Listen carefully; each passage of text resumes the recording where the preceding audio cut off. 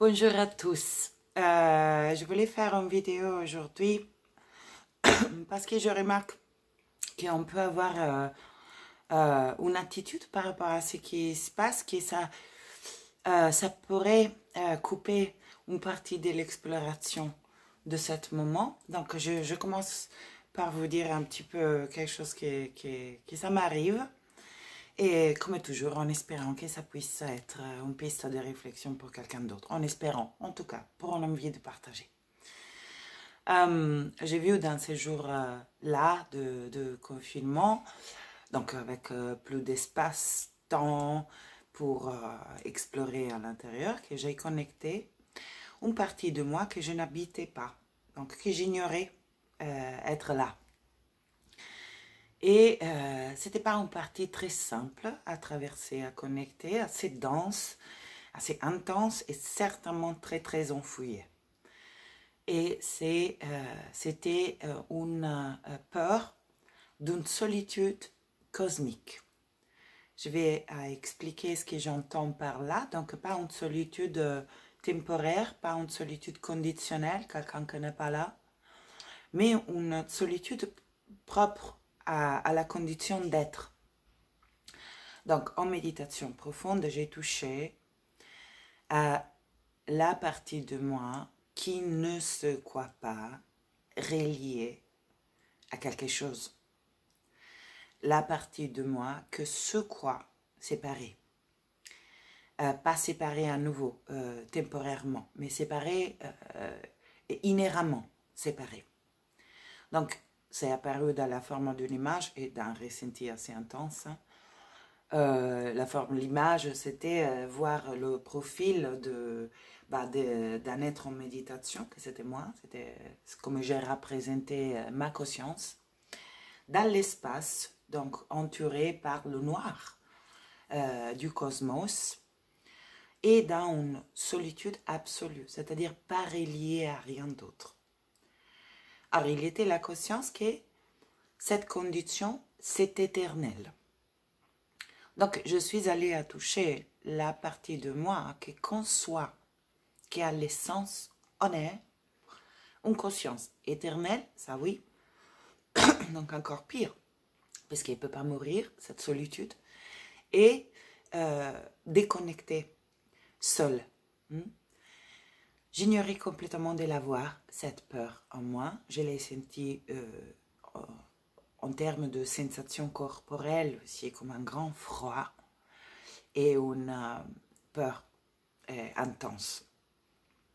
Et ça m'a fait penser qu'elle était une chanson d'un chanteur italien que j'aime beaucoup, qui s'appelle Claudio Baglioni, que quand j'étais petite, j'écoutais encore et encore et encore, et cette chanson, ça s'appelle Gagarin, et c'est une chanson qui parle du premier homme qui a tenté d'aller sur la Lune, et qui s'est perdu dans l'espace. Et la chanson est le point de vue de cet homme perdu dans l'espace à jamais.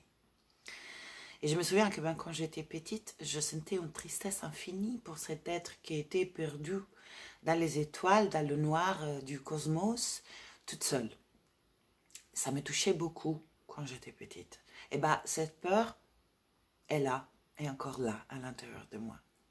Et j'étais surprise parce que, du moins, dans les concepts, pas que, hein, j'ai d'expérience d'unité fort. J'ai eu le cadeau d'en avoir plusieurs au long de ma vie. Donc, ce n'est pas tout ce que je suis, mais il y a une partie de moi où cette peur, perception d'être une conscience déconnectée de tout existe.